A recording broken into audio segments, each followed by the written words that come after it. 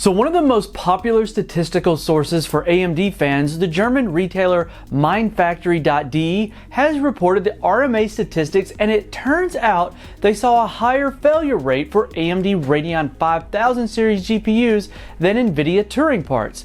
Now this is a very large data set of roughly 44,000 AMD GPUs and 76,000 NVIDIA GPUs. It's very likely statistically significant, although you should always be mindful when extrapolating trends from a single data source.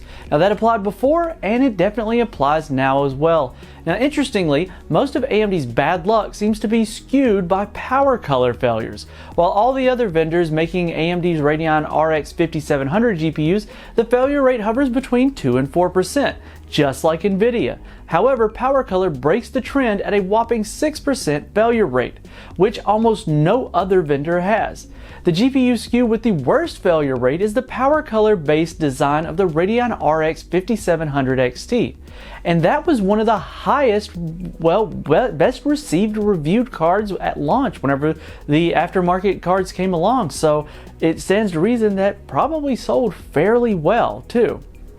Now there are some failure rate awards to give out. So GPU SKU with the most failure rate again goes to the Radeon Red Devil Power Color RX 5700 with a 13.18% failure rate. Now the GPU with the worst failure rate definitely goes to the most expensive, and that's going to be the GeForce RTX 2080 Ti with a 5% failure rate. And the GPU IHV with the overall worst failure rate goes to AMD Radeon with a 3.29% failure rate. Now failure rates are also a partial indicator of yield issues, indicating with a particular GPU both in terms of the die and in terms of package and assembly. Notice for example the relatively tiny 1660 Ti has almost no RMAs to speak of, while the uber large RTX 2080 Ti has the largest failure rate at 5% for Turing. That said, the only anomaly in this data appears to be the power color cards, which are showing a lot of failures without the trade-offs, which being the more powerful GPU, etc. It is also the biggest reason why AMD Radeon GPUs have a higher failure rate on the overall basis. Now the data implies a 36.6% market share for AMD GPUs and a 63.3% share for NVIDIA parts. Now keep in mind that the differences in volumes has no leaning on the statistical validity of the data, as they're close enough to be valid, and at 40,000+ samples you see, well, massively diminishing returns in terms of significance anyway.